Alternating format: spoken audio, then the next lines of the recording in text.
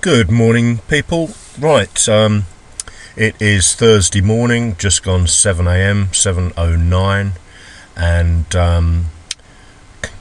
I was up and about at about 5:30. Nothing doing, plenty of time to study a few charts, and really and truthfully, the currency strength indicator gave me the heads up on New Zealand dollar strength, so it was just a question of analysing a few New Zealand dollar pairs. And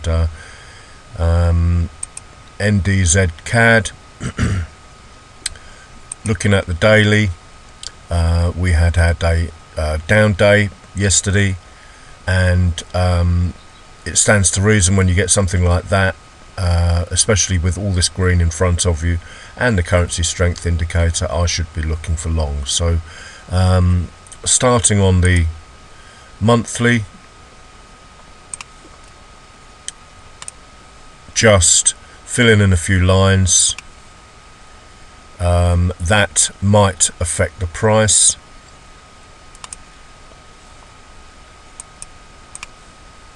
And that is simply all you need to do. A few lines on the monthly.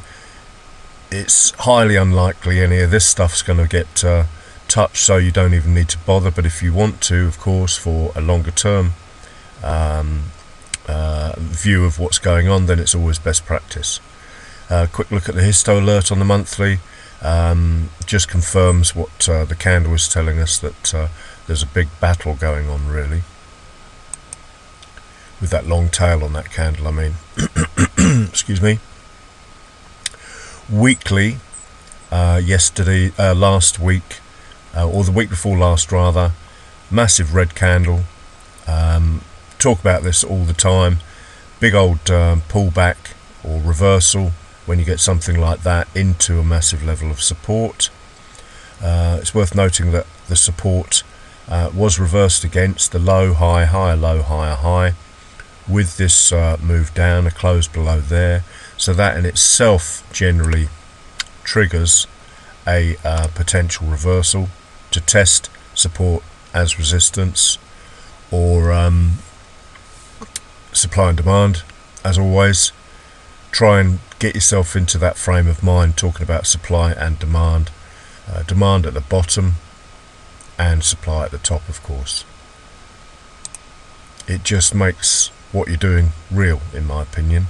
It makes you think about what's actually happening, and just instead of just bouncing off support, it's they've failed to find any more supply and demand has come into the market. That's all we're talking about when we talk about supply and demand. So the daily, I didn't put any week levels on the weekly, did I? Weekly, just whack a few levels in there. We're bullish, as you can see. You could put the low of the current week on there, because obviously that has created a bounce of some sort, and might as well fill in the high of the current week, because that's what's forced price down, and we're battling to get above these recent highs as well. So if you want to just make sure you get anything which is above the price in there. And then the daily. Daily, we need to be aware that we're attacking all this support here. What have we got to do? Oh, I put the wrong colour on there, do apologise. Doesn't make any difference to what we're doing. We've got to get through this support. It's got to fail as resistance or supply, in order, they don't want to find any more sellers there, and once you close through these levels, then that is very important. So once again, we're pushing up through these levels, and these levels are important because they're, the lower time frames will potentially affect or have closed through them. So always be mindful of what's going on the histo. I forgot to do that on the weekly. It's early, I haven't even had my first coffee yet. Been studying charts. Daily. Zoom in a bit now. Let's put a level on that low there. So price is coming up. It hasn't closed through these levels, so they could still affect what goes on. Price could just collapse. Massive pin bar there. We are above zero and showing green on the current day, which is obvious with the candle. Red yesterday, which is just a pullback. We did reverse to the downside on the daily, also high, low, high. Forget that one. Lower, higher, low, higher, high. Uptrend in the daily charts there, reversed on by this high, low, lower, high, lower, low, and close below that one. If it had just closed below that one, you would have wanted to close below that one too. So that's important, really.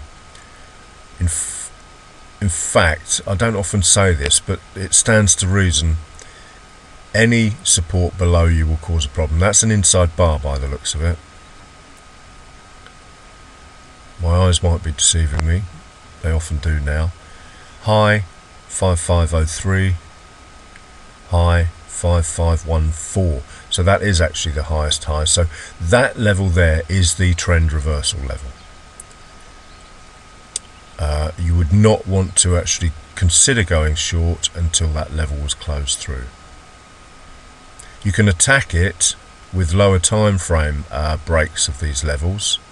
I don't often say that either, but you know, these levels are there to be tested and broken, so it stands to reason if you've got a 5-minute trend attacking that or something like that, then as long as all the alerts and everything tally, then you're good to go.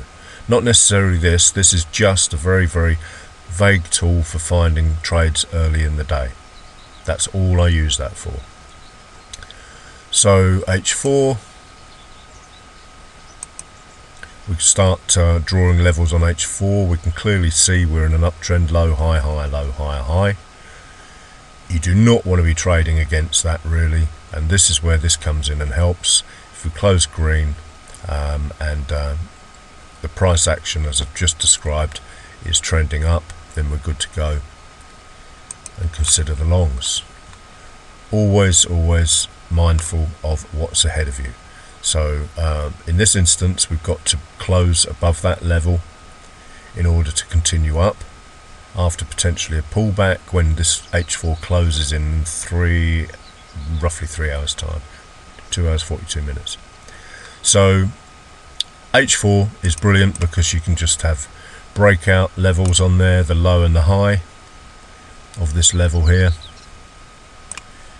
Great for trading 1-minute trades. Always using the reversals on the high time frames, 5-minute and 15 minutes, of course. So now we're breaking into all of these support levels as well. They're not holding as resistance or supply levels that are failing. No sellers in the market. Once that's closed through, always expect to pull back on something like an H4 after the close, that is. Right, H4 high. Now we want to see whether we've reversed high long on H1 and M30. H1 reversal level is that one there. All of this is inside bars, and then finally we'll make a lower low there. So H1 on the high of that. H1, I know it's getting a bit heavy duty now, guys. Let's highlight that, double check it. H1 high 85170, the close of that candle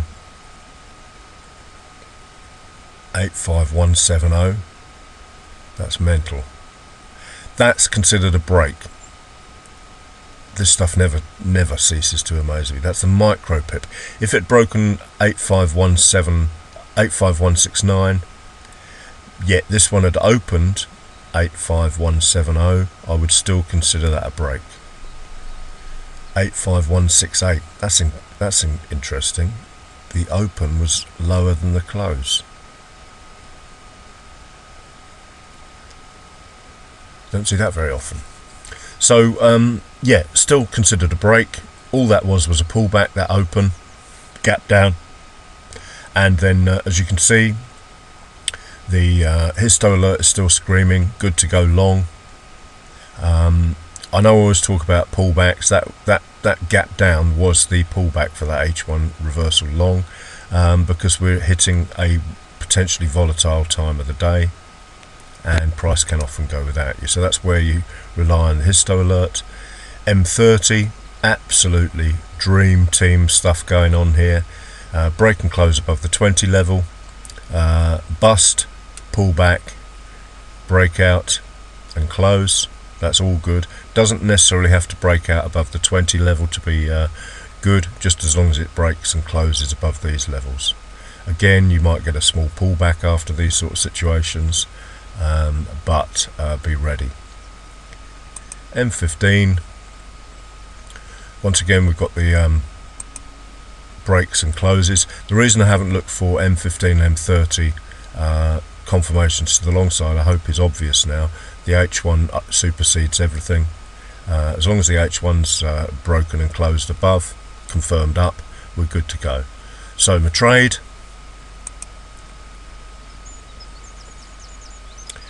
I took 2 trades on NZ this morning because I like the look of them both so much. That one, 7 or 8 pips I think. Just yeah, about 8 pips net of spread, and it didn't go straight away. You know, it ambled around here, but the drawdown was never anything to worry about.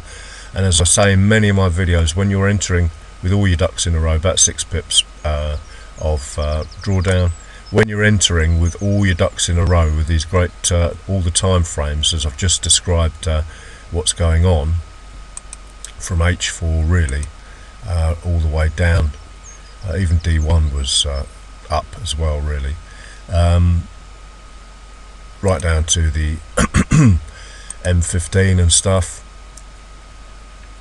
You're likely to have very little drawdown because they're always trying to shake out the sellers and bring in shake out the sellers, and the buyers are coming into the market. Shake out the sellers, the buyers are coming into the market. That's what an uptrend is, guys. It's just it is just a positive move with shakeouts going on all the time. So you're going to get in at the best possible opportunity by entering using a lower time frame to potentially get your higher time frame targets. I always scalp it. If you watch any of my videos now, you know I'm good for, I need 5 pips a day. If I get 7 or 8, that's a bonus. If I do like today and take a couple of trades, and it wasn't, you know, it's not, I don't consider it high risk at all. NJ, same trade. There's the break of the high there. I didn't wait for the close in that instance. Pure 3 candle reversal, as you can see, and you know, all of the